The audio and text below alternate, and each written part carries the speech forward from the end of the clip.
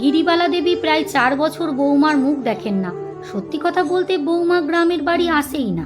গ্রামের বাড়িতে বৌমার না আসার কারণ গিরিবালা দেবী জানেন বলেই চুপ করে আছেন। আগ বাড়িয়ে কিছু বলেন না, বলার চেষ্টাই করেন না। চেষ্টা করলে বিজ্ঞ বৌমা শুনবে না। বৌমার বদ্ধমূল্য ধারণা তিনি কিছু জানেন না, না জেনে মাতব্বরি ফলাতে আসেন। সনাতনের ছেলে হলে তিনি শহরে দেখতে গেছিলেন। গাওয়া ঘি, খাঁটি সর্ষের তেল, ছোট ছোট কতগুলো কাঁথা নিজের হাতে সেলাই করে তিনি গেছিলেন নাতির মুখ দেখতে। তখন নাতির বয়স অলরেডি 1 বছর হয়ে গেছে। এক পা করে ছুটতে শুরু করেছে দুষ্টুটা।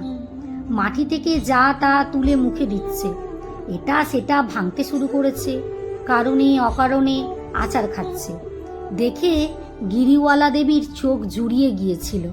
মনে মনে খুব খুশি হয়েছিলেন, কিন্তু তার আত্মা শুকিয়ে গিয়েছিল পুচকেটাকে কোলে নিয়ে। তার কচি মুখের শব্দ শুনে রাতে সনাতন অফিস থেকে এলে ছেলেকে তড়িঘড়ি ডেকে পাঠালেন, বৌমাকে ডেকে পাঠালেন। 3 জনা একসঙ্গে হলে ছেলে বৌমাকে চমকে দিয়ে গিরিবালা দেবী এক অদ্ভুত কথা বললেন, বৌমা, বাড়িতে যত ইলেকট্রিক্স গুডস আছে সব ফেলে দাও। মোবাইল, ল্যাপটপ, কম্পিউটার, যত ইলেকট্রিক গুডস আছে সব আজ রাতেই সব ফেলে দেবে। শুধু তাই নয়, বাড়িতে ইলেকট্রিক লাইন কেটে দিয়ে সুইচগুলো পর্যন্ত লুকিয়ে ফেলবে। ছেলে যেন ওসব কিছু দেখতে না পায়। শাশুড়ির কথা শুনে মহাশ্বেতা বিস্তর চটে গেল। সনাতন রেগে গেছিল। শুধু তাই নয়, পরের দিন সকালেই গিরিবালা দেবীকে বাধ্য হয়ে ফিরে আসতে হয় গ্রামের বাড়ি, ছেলে বৌমার কাছে অপমানিত হয়ে। এরপর থেকে আর ছেলে বৌমার সঙ্গে তার যোগাযোগ নেই। সনাতন মাঝে মধ্যে ফোন করে, কিন্তু 1 মিনিটের বেশি কথা বলে না। কথার মধ্যে থাকে কেমন এক আতঙ্ক। জিজ্ঞেস করলে কোনো কথারই সঠিক উত্তর দেয় না। বৌমার কথা জিজ্ঞেস করলে চুপ করে যায়। নাতি কেমন আছে জিজ্ঞেস করলে এক কথায় বলে ভালো। গিরিবালা দেবী উদ্বেগ দিন কাটান। চিন্তায় তার রাতে ঘুম হয় না। প্রায় 6 মাস পর এক রাতে হঠাৎ ফোন এলো। মহাশ্বেতা ভয় জড়ানো কণ্ঠে শুধু বলল, না বলা কথা, সকালেই ছেলে নিয়ে আসছি, আপনার কাছে থাকবো। সত্যি সত্যি সকালে সনাতন আর তার বউ নিয়ে ছেলে নিয়ে গ্রামের বাড়ি হাজির। তাদের চোখে মুখে ভয়ঙ্কর উদ্বেগ। গিরিবালা দেবী এ সময়টা বাড়ি ছিলেন না। তিনি পাট শাক তুলতে মাঠে গেছিলেন। মুসুর ডাল দিয়ে রান্না করবেন। সনাতন খুব ভালো খায়। কয়েকদিন আগে ফোনে একবার বলেছিল সনাতন। সে কথা মনে রেখেছিলেন গিরিবালা দেবী, তাই সকাল সকাল মাঠে গেছিলেন।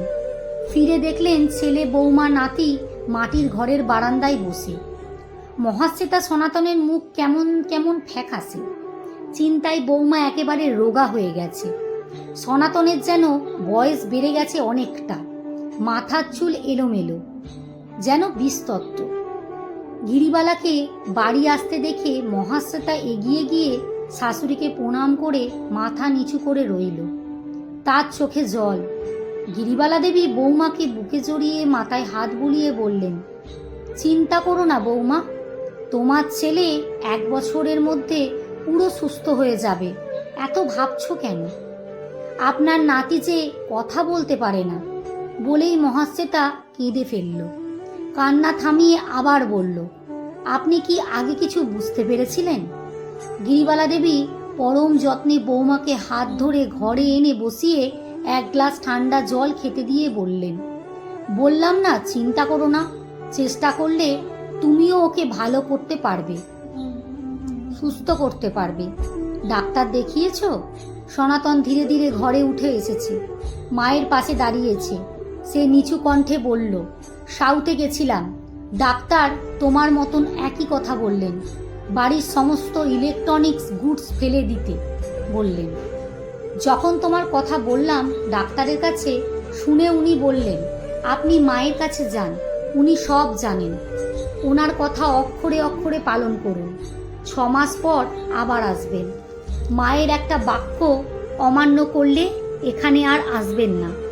এরপর সনাতন অনেকটা সময় চুপ করে রইল। কি যেন ভেবে হঠাৎই বলল, তুমি এত কিছু জানলে কি করে মা? গিরিবালা দেবী নাতিকে কোলে নিয়ে রবি ঠাকুরের একটি কবিতা বলতে শুরু করলেন।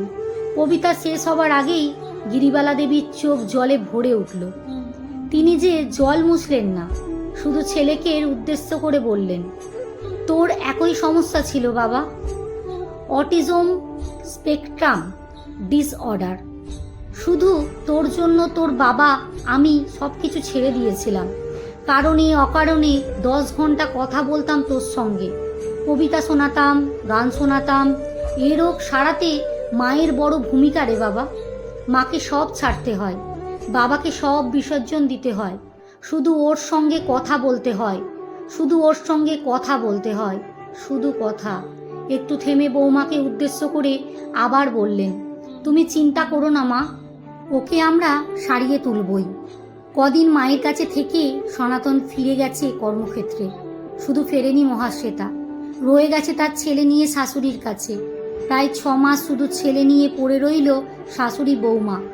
অক্লান্ত পরিশ্রম করে রাত দিন এক করে চেষ্টা করতে লাগলো শিশুটিকে ভালো করে তোলার।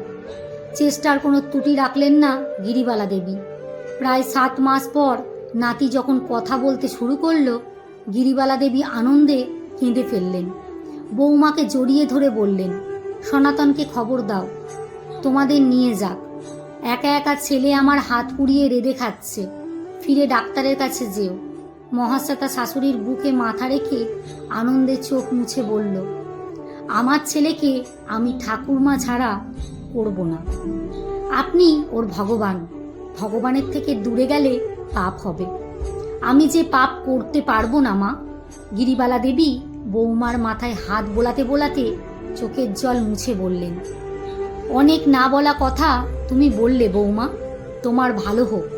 সুখে থাকো মা, সুখে থাকো।